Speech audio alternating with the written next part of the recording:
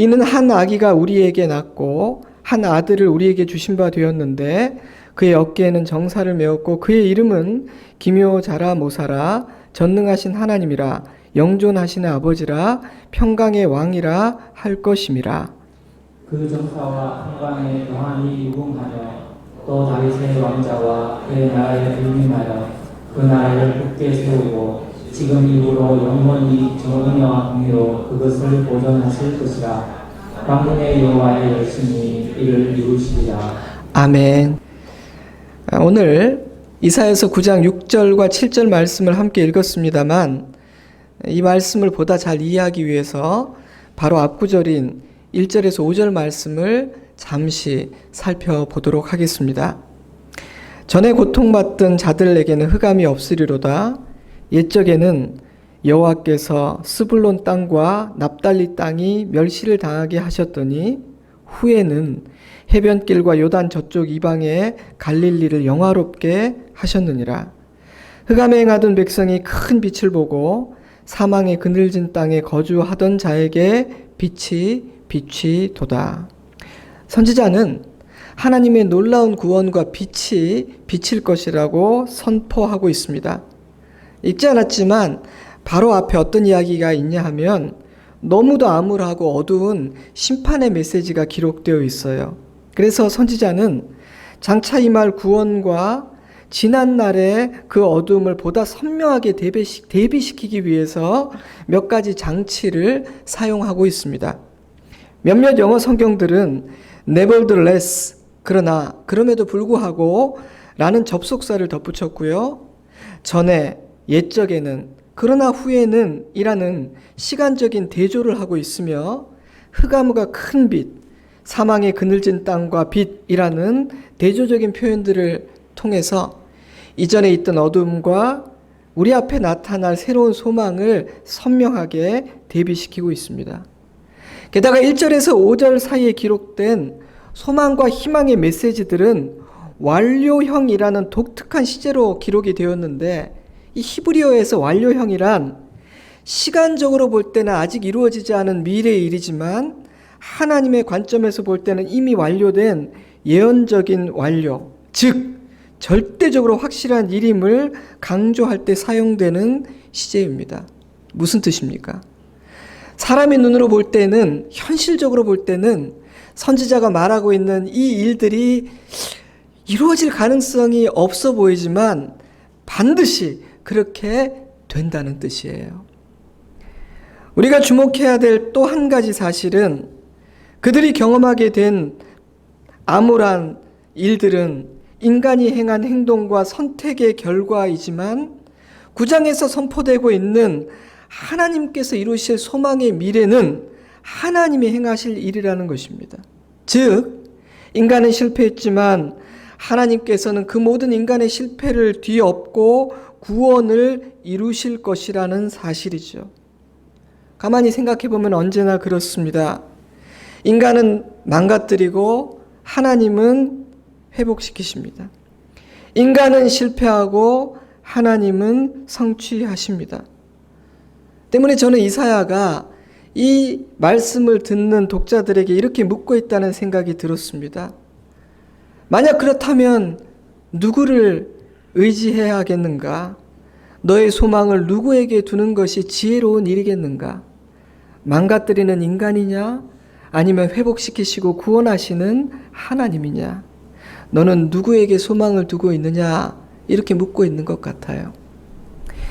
이어지는 3절에서 5절 말씀은 소망이라고는 찾아볼 수 없는 사망의 그늘질 땅에 하나님께서 빛을 비추실 때 어떤 일이 일어날 것인지를 설명하고 있습니다. 주께서 이 나라를 다시 창성하게 하시며 그 즐거움을 더하게 하셨으므로 추수하는 즐거움과 탈취물을 나눌 때의 즐거움 같이 그들이 주 앞에서 즐거워하오니 그날이 되면 즐거움이 회복될 거라고 이야기하고 있어요. 여러분 이 3절을 가만히 보면요. 즐거움이라는 표현이 4번이나 반복됩니다. 하나님이 우리의 삶에 찾아와 빛을 비추시면 우리에게 일어나는 가장 놀라운 일이 뭐냐 하면 즐거움이 회복된다는 거예요. 즐거움이 없던 인생에 즐거움이 생긴다는 거예요. 이 3절 말씀은 하나님께서 행하시는 놀라운 일을 보며 찬양하는 그 백성들의 기쁨을 추수하는 농부의 즐거움, 전쟁에서 승리해서 탈취물을 빼앗는 군인들의 즐거움으로 묘사하고 있는데요. 이 추수라는 것은 농부에게 가장 즐거운 일이죠. 그리고 전쟁에서 승리라는 것은 군인들에게 가장 큰 성취입니다.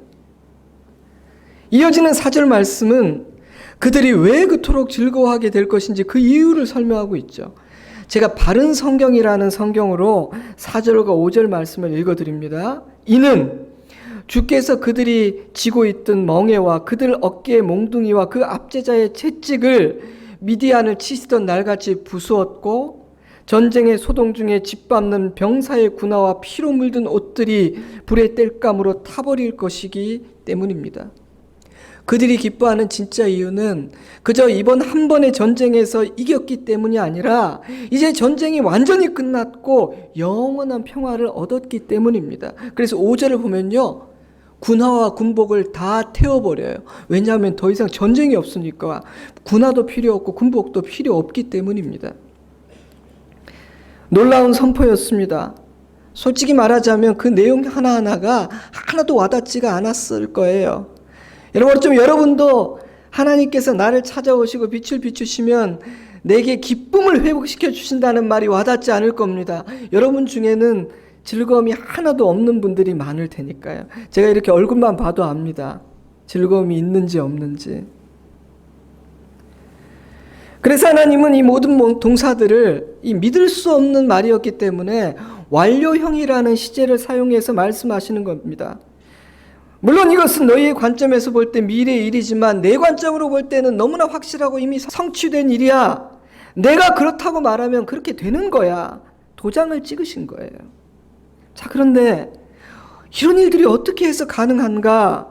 오늘 함께 읽은 이 6절 말씀이 그 대답이에요. 이는 한 아기가 우리에게서 낳고 한 아들을 우리에게 주신 바 되었는데 왜냐하면 놀라운 한 아기가 태어났기 때문이다. 하나님께서는 한 아기를 이 땅에 보내심으로 선지자를 통해서 선포하시고 약속하신 그 모든 일들을 성취하실 것이다. 이것이 선지자의 논리인 것입니다. 그의 로직이에요. 그렇다면 이 아기는 도대체 어떤 분입니까? 선지자는 4개의 이름으로 오실 아기가 어떤 분인지 그 정체성, 아이덴티티를 설명해주고 있어요. 그의 이름은 기묘자라, 모사라, 전능하신 하나님이라, 영존하신 아버지라, 평강의 왕이라 할 것임이라. 이 아기의 첫 번째 이름은 기묘자요 모사입니다. 한글 성경으로 보면 2개의 이름 같지만 사실 하나의 이름이에요. 영어 성경들은 원더풀 카운셀러라고 번역했는데 히브리어로 보면 이 이름은 불가사의하고 경이로운 조언자, 충고자, 상담자라는 의미를 가지고 있죠.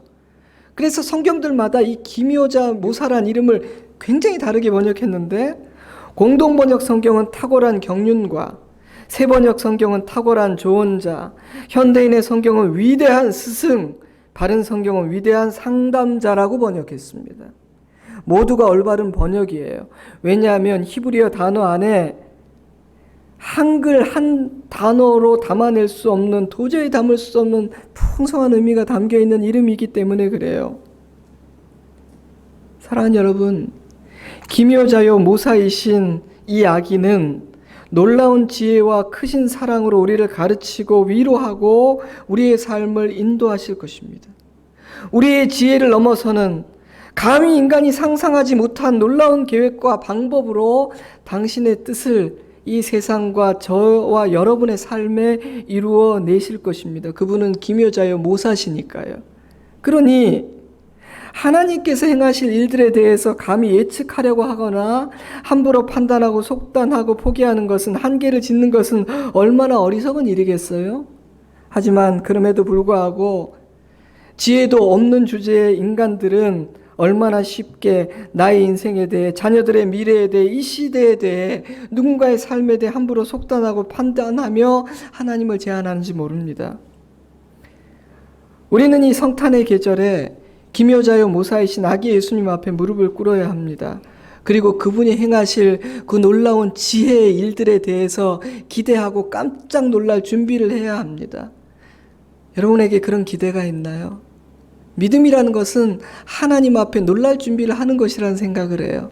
내 생각과 지혜와 능력을 뛰어넘는 하나님 앞에서 놀랄 준비를 하는 것, 그 하나님의 행하실 일을 기대하고 소망을 잃지 않는 것, 그것이 믿음이에요. 만약 우리 예수님이 김여자의 모사이심을 믿는다면 우리는 인생의 매 순간 그분의 지혜와 경륜을 의지해야 할 것이고 나를 가르쳐 주시고 지도해 주시기를 구하게 될 거예요. 여러분, 이 이름을 기억하세요. 이야기의 두 번째 이름은 전능하신 하나님입니다. 선지자는 이 이야기를 하나님이라고 불러요. 왜냐하면 이 이야기는 인간에게서 태어나지만 인간이 아니기 때문이에요. 그래서 빌립보서는 이렇게 표현했죠. 그는 근본 하나님의 본체시나 하나님과 동등됨을 취할 것으로 여기지 아니하시고 오히려 자기를 비워 종의 형체를 가지사 사람들과 같이 되셨다.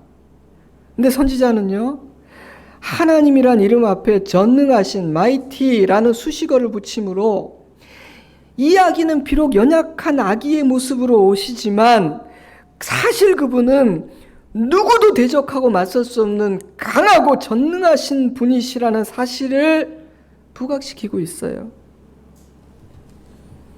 때문에 이 세상의 모든 군대나 피조물들이 이 아기 앞에 굴복하게 될 것이라고 선포하는 것입니다. 그래서 빌립보서는 그 사실을 이렇게 표현했죠. 하늘에 있는 자들과 땅에 있는 자들과 땅 아래에 있는 자들로 모든 무릎을 예수의 이름에 꿇게 하시고 모든 입으로 예수 그리스도를 주라 시인하여 하나님 아버지께 영광을 돌리게 하셨느니라.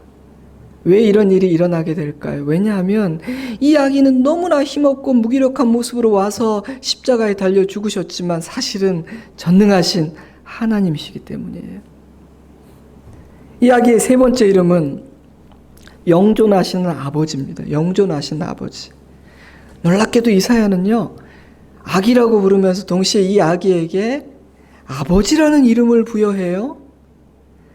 근데 히브리인들의 사고방식 안에서 아버지라는 개념은요, 부양하는 자들을 돌보는 후원자이고 보호자라는 개념이 있습니다. 따라서 이 아버지라는 표현은 인간을 향한 예수님의, 아기 예수님의 깊은 사랑과 신실하심, 그리고 아버지로서의 책임감을 드러내고 있죠. 근데 선지자는 영존하시는, 즉 영원히 계시는 이라는 수식어를 아버지란 이름 앞에 붙이고 있어요. 선지자는 무슨 얘기를 하고 싶은 걸까요? 우리가 당시의 사람들의 사고방식으로 돌아가 보죠. 당시 사람들은요, 왕을 자신의 아버지요, 자신의 보호자로 생각했습니다. 근데 문제가 뭘까요? 자신들이 믿고 섬기는 인간 왕, 그 아버지는 영원하지 않았다는 거예요. 때문에 죽음으로 인해서 왕이 바뀌거나 때로는 혁명으로 인해서 정권이 교체될 때마다 백성들은 불안을 느끼고 했습니다. 새로운 왕은 어떤 왕일까? 이 새 정권은 진짜 신뢰할 만한 정권인가? 이런 의구심이 두려움과 불안감을 갖게 했기 때문이죠. 하지만 선지자는 어떻게 선포합니까? 우리에게 오실 보호자, 그 아버지는 영존하시는 분이십니다. 죽지도 않으시고 그분의 정권은 결코 교체되지 않습니다. 때문에 그분의 보호 안에 들어가는 자, 그분의 보호를 받기로 작정하고 그분을 신뢰하는 사람은 영원한 안전감을 느낄 수 있다는 거예요. 그것이 영존하시는 아버지라는 이름에 담긴 뜻이에요. 이 아기의 마지막 이름은요, 평강의 왕입니다. 평강의 왕. 저는 오늘 이 이름을 좀 더 강조하고 싶어요. 이 아기는 이 땅에 진정한 평강과 참된 평화를 이루기 위해서 오십니다. 때문에 그분이 왕이 되어서 다스리는 나라, 그분이 왕이 된 그곳은요, 그곳의 특징이 뭐냐 하면 평화예요. 평강이에요. 샬롬이에요. 그분이 내 마음에 찾아와서 내 마음의 주인이 되죠. 그럼 우리 마음에 어떤 변화가 일어납니까? 샬롬이 이루어져요. 그분이 우리 가정의 진짜 주인이 되면 어떤 일이 이루어집니까? 평강과 평화가 이루어져요. 그분이 진짜 교회의 주인이 되면 어떤 일이 이루어질까요? 평강이 그 교회를 다스립니다. 이사야는 하나님의 구원과 하나님의 나라를 설명하면서 이사야서를 쭉 읽어보시면 샬롬, 평강과 평화라는 이미지를 굉장히 중요하게 다뤄요. 하나님 나라를 이야기할 때마다. 이사야가 묘사하는 하나님의 나라는 사자와 어린 양이 겁없이 함께 뛰놀고 어린아이가 독사굴에 손을 넣어도 물리지 않는 평화의 나라죠. 내가 살기 위해서 누군가를 죽일 필요가 없는 나라, 다른 사람을 이기기 위해서 경쟁할 필요가 없는 나라, 타락한 인간의 마음을 지배했던 미움과 다툼, 시기와 질투와 분노, 그로 인한 살인과 전쟁이 더 이상은 존재하지 않는 나라, 평강의 왕이 지배하는 평화의 나라는 그런 나라라고 말합니다. 때문에 이사야는요, 하나님의 구원이 완성되는 우리의 삶과 이 세상에 하나님의 구원이 완성되는 그날 전쟁에 사용됐던 무기들을 녹여서 농기구를 만들 것이라고 선언하고 있죠. 평강, 평화, 화평, 샬롬, 이 아기가 오심으로 오랫동안 인류가 갈망하고 또 갈망하였지만 결코 얻을 수 없고 누릴 수 없었던 그 놀라운 복을 비로소 누리게 될 것이라는 말이에요. 자, 그런데 어떤 학자는요, 이 네 개의 이름의 순서를 주목하면서 평강의 왕이라는 이름이 마지막에 오는 이유를 이렇게 설명하더라고요. 평강의 왕이라는 이름이 마지막에 언급되는 이유는 평화는 하나님께서 행하시는 일의 절정, 클라이막스이자 최종적인 목적이기 때문입니다. 그러므로 예수를 믿으면서 평강을 누리지 못한다면 우리는 가장 그 구원의 절정을 누리지 못하고 있는 사람이에요. 만약 우리가 어디인가에서 항상 평안을 깨는 자로 살고 있다면 우리는 하나님의 구원에 저항하고 적대하는 자로 살고 있는 것입니다. 그것은 악한 일이죠. 때문에 하나님은 우리가 피스메이커, 즉 화평을 이루는 자가 되라, 그리하면 내 아들이라 일컬음 받을 것이다, 이렇게 분명하게 선언을 한 것입니다. 사랑하는 여러분, 제가 부족하긴 하지만 많은 사람들을 만나면서 느끼는 것은 이 시대는 그 어느 때보다도 평화와 평강이 필요한 시대라는 것입니다. 현대인의 내면에 참된 평강이 있다고 생각하십니까? 이 시대의 가정과 교회는 하나님의 평강, 여호와의 샬롬을 지키고 누리고 있다는 생각이 드십니까? 10대부터 90대 이르기까지 전 세대를 살펴보세요. 어떤 세대가 불안과 두려움이 없이 평강 가운데 살고 있다는 생각이 드십니까? 멀리 볼 필요 없습니다. 주위를 살필 필요가 없어요. 여러분 자신의 내면을 들여다보십시오. 여러분의 가정을 생각해 보시면 됩니다. 교통과 통신의 발달로 전 세계 어디라도 쉽게 갈 수 있고 볼 수 있으며 과학과 기술의 발달로 인해 그 어느 시대보다도 편리함과 풍요로움을 누리고 있을 뿐 아니라 세계 각국의 좋은 것들을 보고 듣고 먹고 마시며 누릴 수 있음에도 불구하고 그 누구 그 어디에서도 흘러넘치는 평강을 보기는 쉽지 않은 것 같습니다. 사람들의 얼굴은 일그러져 있고요. 그 입에서 나오는 말들은 그리 아름답지 않아요. 때문에 사람들은 그 어느 시대보다도 평화와 평강을 의식적이든 무의식적이든 갈망하고 있다고 저는 느끼고 있습니다. 제가 얼마 전에 이 해민 스님이라는 분과 하버드에서 함께 그 유학을 하고 공부를 했다는 어느 교수님과 대화를 할 기회가 있었어요. 근데 그 해민 스님이 마음치유와 관계된 앱을 만들었다고요. 근데 이 교수님도 상담을 하는 분이기 때문에 이제 대화를 나누고 친구니까. 이분은 크리스찬이세요. 근데 그 구독자 중에, 그 앱 구독자 중에, 돈을 내는 유료 앱인데 앱 구독자 중에 가장 많은 연령대가 몇 살일 것 같으세요? 좀 의외로 놀랐어요. 20대래요. 20대. 마음치유, 내면의 평화, 인생의 목적, 그것이 20대들에게도 가장 중요한 주제 중에 하나라는 거예요. 평강을 찾고 있어요. 이 시대는 그 어느 때보다도 평강을 추구하고 있으며 평화를 이루려 노력하고 있는 것처럼 보입니다. 하지만 그 어떤 인간, 그 어떤 세력, 그 어떤 노력으로도 완전한 세상의 평화와 내면의 평강은 이룰 수가 없습니다. 어리석은 인간은요, 심지어 자신이 가진 권세와 무력으로 평화를 만들어내려 하기도 하지만 평강을 이루고 평화를 얻기 위해 힘겨루기를 한다는 사고방식 자체가 넌센스 아닙니까? 그것은 또 다른 전쟁과 파괴와 미움과 복수를 낳을 뿐입니다. 내 뜻을 이루고 내가 원하는 것을 얻으면 평강을 누릴 수 있을 거라고 생각하는 사람도 있습니다. 하지만 우리가 그것을 성취하고 그 자리에 이르게 되면 그곳에는 또 다른 허무함과 두려움이 있을 뿐이라는 사실을 발견하게 되죠. 그것이 전도서, 우리가 공부했던 전도서의 교훈이에요. 그러한 세상을 향해 선지자는 이 땅에 진정한 평화를 이룰 수 있는 분은 평강의 왕으로 오시는 예수님 뿐이라고 선포하고 있는 것입니다. 자, 그런데 우리는요, 이 아기가 평화를 이루는 방식을 주목해야 돼요. 그럼 이 땅에 오셔서 그 평화를 어떻게 이루셨는가? 이 아기는 너무도 힘없는 아기의 모습으로 오셔서 자기를 낮추고 죽으심으로 평화를 이루셨어요. 이 아기는 전능하신 하나님이신데 무력으로 어두움을 제압하지 않으셨습니다. 이 아기는 기묘자요 모사이지만 자신의 지식과 논리로 세상을 압도하지 않으셨습니다. 자신의 지혜와 힘으로 얼마든지 제압하실 수 있음에도 불구하고 이 아기는 그 길을 택하지 않으셨어요.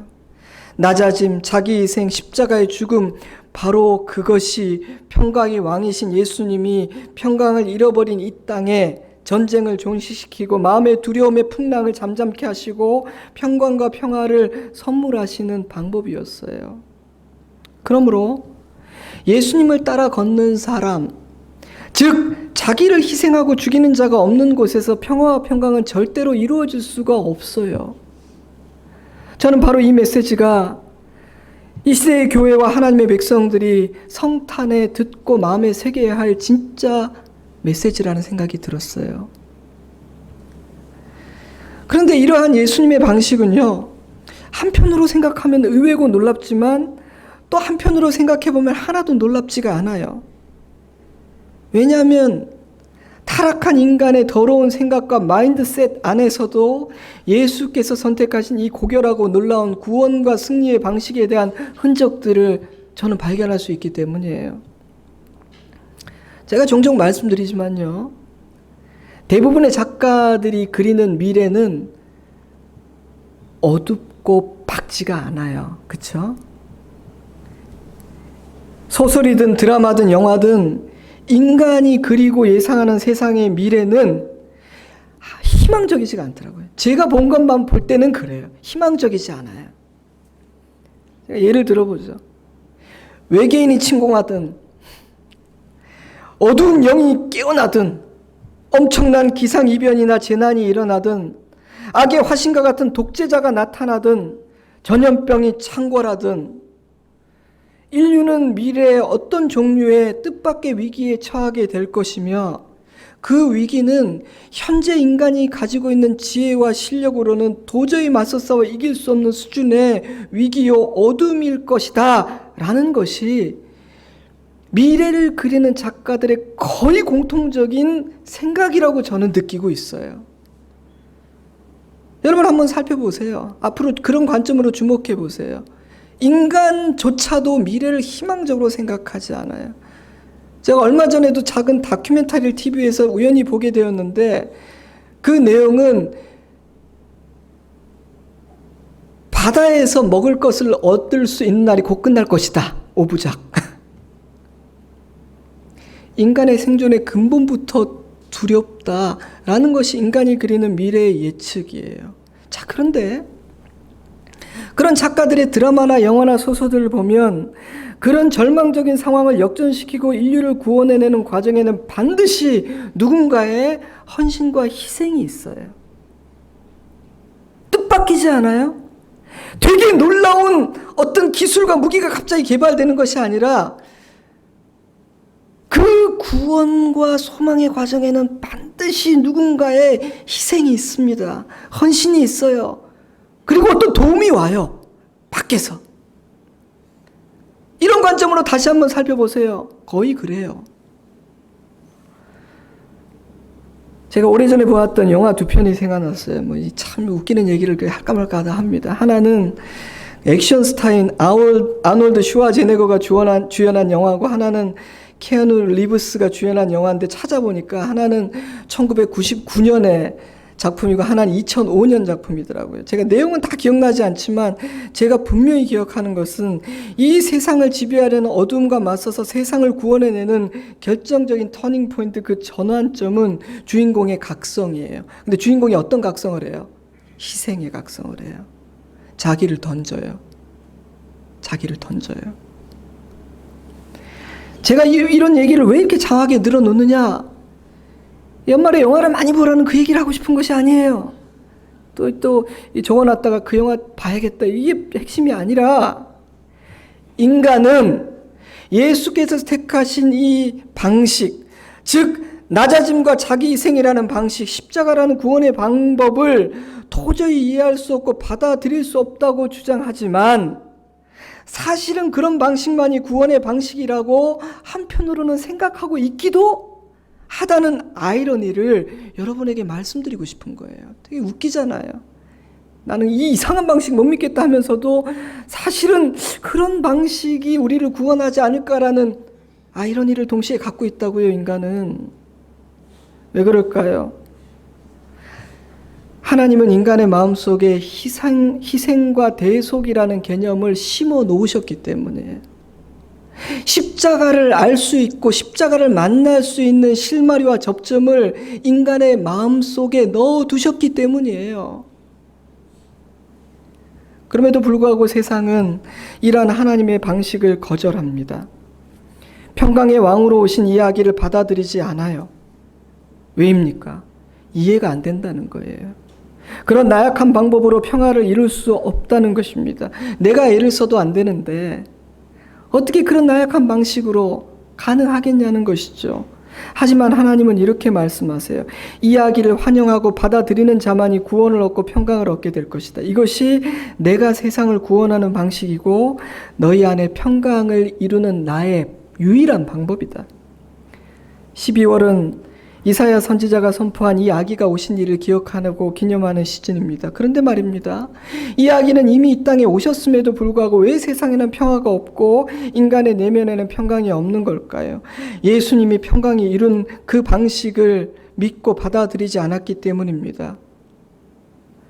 그러면 나는 예수를 믿는데 왜 그 평강이 없는가? 받아들이지 않았거나 혹은 예수의 길을 따라서 걷고 있지 않기 때문입니다. 예수님이 구원을 이루신 그 방식, 평강을 이루기 위해 걸어가신 그 길을 따라 걷지 않는다면 교회라 할지라도 성도라 할지라도 평강을 누릴 수 없고 세상에 평강을 전할 수도 없습니다. 그러므로 이 성탄의 계절에 그리스도인들과 교회는 우리를 위해 낮아지시고 자기를 주신 그 희생의 길을 선택하신 예수님께 감사해야 할 뿐 아니라 나도 그 길을 따라 걷겠다고 자신을 드리는 고백을 해야 되는 시즌이에요. 오늘날 한국교회와 저를 포함한 이 시대 그리스도인들이 가야 할 길은 예수님이 걸어가신 겸손과 자기 희생의 길, 십자가의 길입니다. 그런데 저를 비롯해서 우리 모두에게 참 부족한 것 같아요.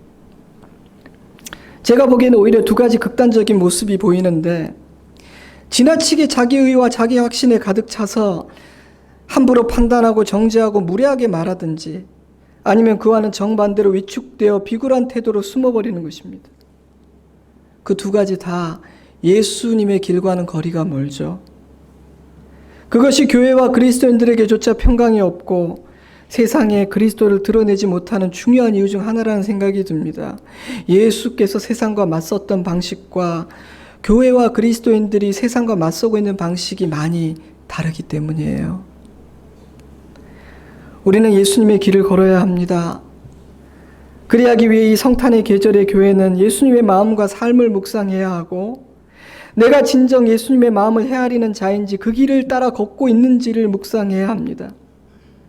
그 과정에서 내가 누리고 있는 은혜를 깨닫고 감사의 눈물과 찬양이 터져 나와야 하고, 그 과정에서 예수 말하면서 사실은 내 생각을 주장했고 나의 길을 걸어왔음을 눈물로 회개하는 일이 일어나는 시즌, 바로 그 시즌이 성탄의 계절이라고 저는 생각합니다. 성탄은 그런 날이어야 합니다. 이 말씀이 떠올랐어요. 저에게 참 힘들지만, 너무 힘들어서 숨기고 싶고 나누고 싶지 않지만 제 마음의 표대가 되는 말씀. 악한 자를 대적하지 말라. 누구든지 내 오른뺨을 치거든 왼편도 돌려대며 또 너를 고발하여 속옷을 가지고자 하는 자에게 겉옷까지도 가지게 하며 또 누구든지 너를 억지로 오리를 가게 하거든 그 사람과 심리를 동행하고 너희 원수를 사랑하며 너희를 박해하는 자를 위하여 기도하라. 이같이 한즉 하늘에 계신 너희 아버지의 아들이 되리니. 이 말씀은 우리를 향한 명령이기 이전에 예수님이 이 땅에서 살았던 삶을 묘사하고 있으며 평강과 구원을 이루신 방식을 설명하는 말씀이에요. 이렇게 살아라 이렇게 하는 게 아니라 내가 그렇게 살았다, 내가 그리함으로 너희의 구원이 이루어졌다, 이렇게 말하고 계신 거예요. 혹시 이 말씀을 읽으면서 왜 당신은 나를 이런 식으로 대하지 않아요? 왜 당신들은 이렇게 살지 않아요? 라는 생각부터 먼저 든다면 여러분이 이 말씀을 잘못 읽고 계신 거예요. 예수님은 지금 나에게 말씀하고 계신 거예요. 너는 나처럼 살겠느냐? 너는 나를 따를 마음이 있니?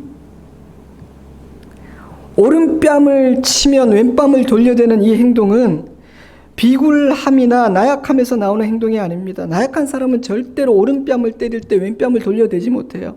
그냥 오른뺨도 맞고 왼뺨도 그냥 맞는 것이지 돌려대지 못해요. 그것은 오직 당당하고 권위 있는 자만이 할 수 있는 행동입니다. 그것은 위협 앞에서 너무나 겁이 나서 어쩔 수 없이 하는 행동이 아니라 자발적인 선택의 행동이에요. 예수님이 그렇게 하셨죠. 그분은 12군단이나 되는 천사를 동원하실 수 있는 분이셨지만 마치 아무런 힘이 없는 자처럼 자기를 희생하셨어요. 그러한 예수님의 순종이 평강을 이루었습니다. 근데 예수님은요, 그 놀랍고 위대한 길에 우리같이 형편없는 사람들을 초대하고 계세요. 나랑 같이 걷자. 그 길을 선택하는 순간 우리도 그 평강에 참여하게 됩니다. 그 순간 우리가 있는 그곳에 평화와 평강이 임하게 되죠. 때문에 저는 그 말하는 내용이 대단한 진리를 담고 있다 할지라도 무례하게 자기를 주장하는 사람은 예수님을 모르는 사람일지도 모른다는 생각을 해요. 예수의 길을 따르는 사람은 그럴 수가 없거든요. 목사님, 너무너무 순진하십니다. 그런 방식으로는 아무것도 이루어지지 않는다고요. 억울할 뿐이고요. 열불만 나요. 이해합니다. 저도 그런 생각이 들 때가 많으니까요. 과연 예수님을 따라 걷는다고 해서 어떤 일이 일어날까? 예수의 길에 희망이라는 것이 있을까? 의구심이 드는 순간이 없지 않아요. 하지만 저는 이 성탄절의 계절에 하나님의 말씀을 의지하기로 마음먹었습니다. 주님의 도우심을 구하며 예수의 길을 따라 걷는 일에 최선을 다해 보려고 합니다. 우리 성도들도 그 길을 같이 걷기를 저는 기도드립니다. 선지자는 이 모든 일은 하나님의 열심으로 인해 성취될 것이라고 선포함으로 마지막 확인 도장을 찍죠. 7절, 그 정사와 평강의 더함이 무궁하며 또 다윗의 왕자와 그의 나라에 군림하여 그 나라를 굳게 세우고 지금 이후로 영원히 정의와 공의로 그것을 보존하실 것이라. 만군의 여호와의 열심히 이를 이루리라. 사랑하는 여러분, 만군의 여호와의 열심과 열정이 그분이 약속하신 그 선하고 놀라운 새 일을, 우리의 구원을 이루실 것입니다. 착각해서는 안 됩니다. 내가 하는 것이 아닙니다. 우리가 힘을 모아서 할 수 있는 일이 아닙니다. 하나님만이 하실 것입니다. 근데 그분은 이 일에 대해서 열심과 열정을 가지고 계십니다. 사랑하는 여러분, 이 성탄의 시즌에 평강의 왕으로 오신 그리스도 안에서 평강을 얻고 평강을 누리는 저와 여러분이 될 수 있기를 진심으로 축복합니다. 세상의 풍랑 한가운데서도 그리스도로 말미암아 평강을 누리는 자, 그들이 그리스도인이라고 성경은 가르쳐 줍니다. 그 특권을 우리가 놓치지 않았으면 좋겠습니다. 이 성탄의 시즌에 이 세상에 우리 가족들에게, 사랑하는 사람들에게 그리스도로 말미암는 평강을 전하실 수 있기를 저는 바랍니다. 평강의 왕이신 예수님은 그 일을 우리에게 부탁하셨습니다. 그러니 피스메이커가 되세요. 여러분이 존재하는 모든 곳에서 전쟁과 미움과 다툼과 질투와 시기가 종식되고 평강과 평화가 임하게 만들어 내세요. 작정하세요. 그런데 평강을 전하고 그 평강을 이루는 자가 되려면 중요한 전제가 있어요. 오늘 우리가 말씀으로 나누었던 예수께서 구원과 평강을 이루셨던 방식을 이해하는 거예요. 그리고 그 길을 따라 걷는 거예요. 그 길은요, 자기를 낮추고 죽이는 십자가의 길이에요. 물론 우리의 입술로 그리스도를 증언하고 십자가의 길을 증언하는 것은 중요한 일입니다. 하지만 그보다 더 중요한 것은 내가 예수의 길을 따르는 자라는 사실을 내 삶으로, 내 입술로 증언하는 겁니다. 저는 가정에서부터 나의 믿음을 삶으로 증언하는 일을 시작하시라고 도전하고 싶어요. 삶에서 예수를 따르고 있구나. 우리 아빠 엄마는, 내 아내가 변했구나. 우리 어머님이 달라졌구나. 얼마 전 어느 목사님과 잠시 교제를 나누었습니다. 여러분, 목사의 자녀라고 해서 다 신앙이 좋은 건 아니에요. 그분에게는 교회는 다니지만 하나님을 믿지 않는 아들이 있다고 하셨어요. 그러니까 목사가 얼마나 힘들겠어요, 마음이. 목사인데 아들이 교회는 나오는데 자기는 막 공공연하게 나는 하나님을 안 믿는다고 말한대요. 여러분, 그런 일이 있어요. 신앙은 개별적인 거니까. 근데 놀라운 일이 뭐냐 하면 그 아들이 어느 날 갑자기 아빠 내가 어느 단체에서 하는 그 젊은이들이 모여서 하는 금식 기도회 광고를 봤는데 좀 거기 등록비를 좀 내줘. 내가 거기 좀 갔다 오고 싶어라고 얘기를 하더랍니다. 놀랬겠어요? 안 놀랬겠어요? 하나님을 안 믿는 얘가 왜 금식 기도회를 가려고 하는가? 너무 놀라가지고 물어봤대요. 너 왜 거기를 가려고 해? 이렇게 답을 하더래요. 아빠, 내가 하나님을 믿어보고 싶어서 그래요. 만약 내가 아빠가 믿는 그 예수님을 부정한다면 아버지가 일평생 걸어온 그 길을 내가 부정하는 아들이 되는 거 아니에요. 아버지가 어떤 길을 어떻게 걸어왔는지를 내가 너무나 잘 알기 때문에 내가 하나님은 믿어지지 않지만 아버지의 삶과 믿음을 부정하는 것은 참 내가 어려워요. 그래서 혹시 거기에 가면 예수님을 만나고 믿을 수 있지 않을까 싶어서 그 집회에 가서 예수를 한번 믿어보고 만나보고 싶으니 거기 등록해달라고 얘기를 하더래요. 저는 그 아들이 하나님이 믿어지진 않았지만 아버지의 삶을 보면서 뭔가 느끼는 것이 있었구나라는 생각이 들었습니다. 하나님이 계시지 않는다면 우리 아버지가 저렇게 살 이유는 없다고 생각했던 것 같아요.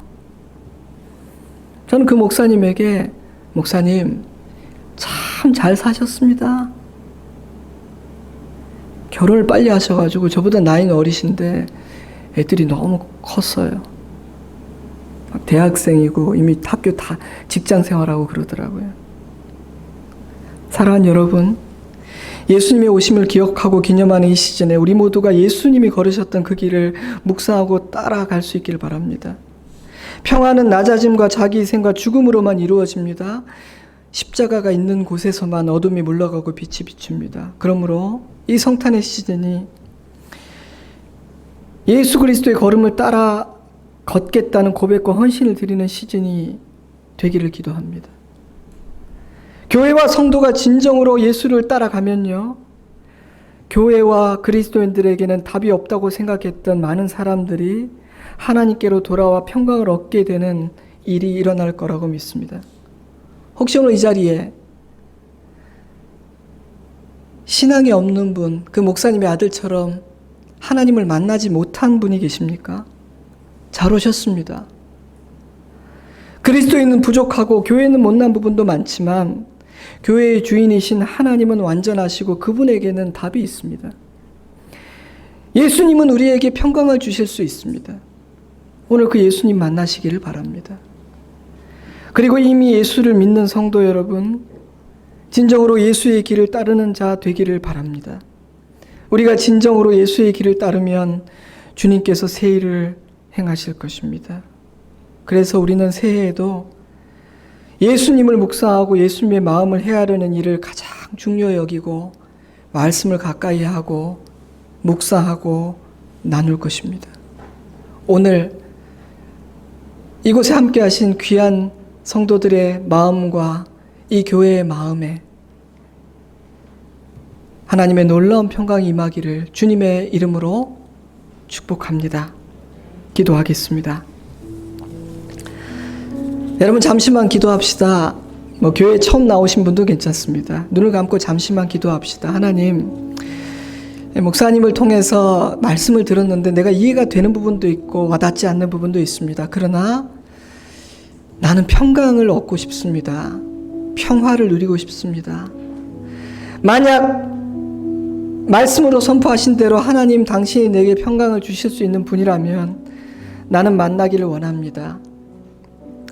주님, 내가 예수의 길을 이해하지 못했기 때문에 평강을 누리지 못했고 내가 진정 예수께서 평화를 이루신 방식을 몰랐기 때문에 평강을 증언하지 못했음을 고백합니다. 예수님의 길을 이해하고 싶습니다.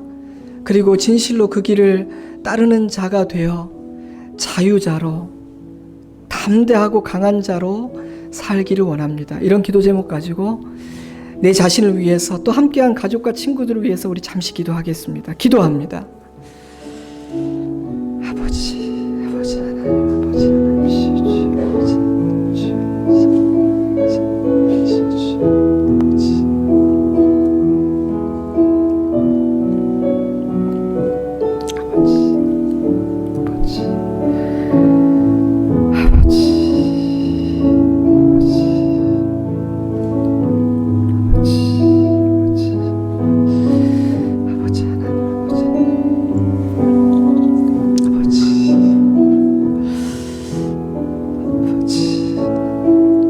하나님 아버지, 하나님께서 행하신 모든 놀라운 일의 뿌리와 근본에는 우리를 향한 당신의 사랑이 있음을 깨닫습니다. 만약 우리를 사랑하지 않으셨다면 우리 스스로 망가뜨린 세상과 삶을 구원하실 계획을 세우실 이유도 없고, 만약 우리를 한없이 사랑하지 않으셨다면 우리 같은 형편없는 존재를 위해 어린 아기의 모습으로 이 땅에 오셔서 희생하시고 죽으실 이유가 없었습니다.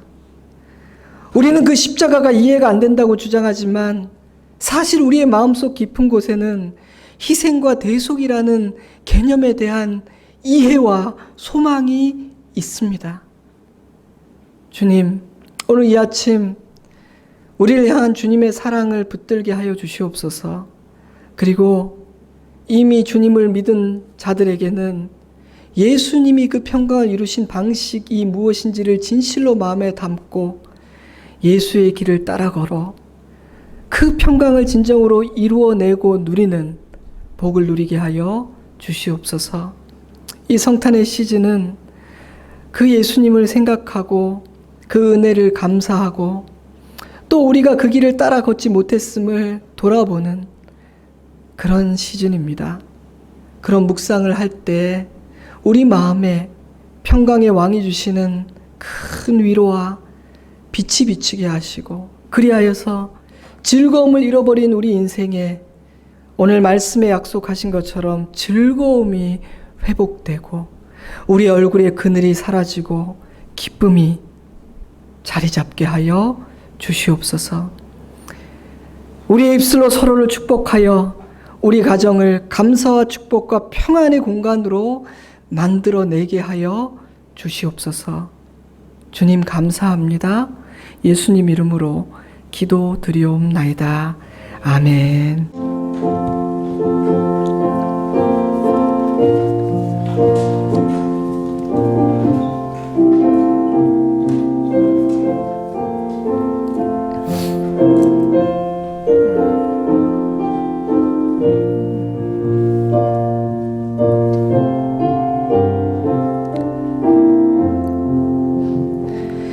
나 어느 날 꿈속을 헤매며 어느 바닷가 거닐 때 그 갈릴리 오신이 따르는 많은 무리를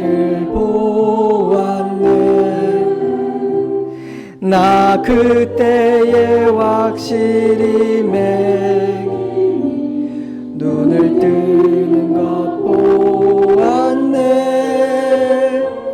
그 갈릴리 오신 능력이 나를 놀라게 그 사랑의 눈빛과 음성을 나는 잊을 수 없겠네. 그 갈릴리 오시니 그때에 이 죄인을 향하였지. 못 자국 난 그 손과 옆구리 보이시면서 하신 말, 내 지은 죄 사했다 하실 때 나의 죄짐이 풀렸네. 아버지, 내가 영원히 사모할 주님, 참 사랑과 은혜 넘쳐 나 배웠고 그로부터 내 구주로 섬겼네. 그 사나운 바다를 향하여 잠잠하라고 명했네. 그 파도가 주 말씀 따라 아주 잔잔케 되어 그 잔잔한 바다의 편 나의 마음속에 남았어.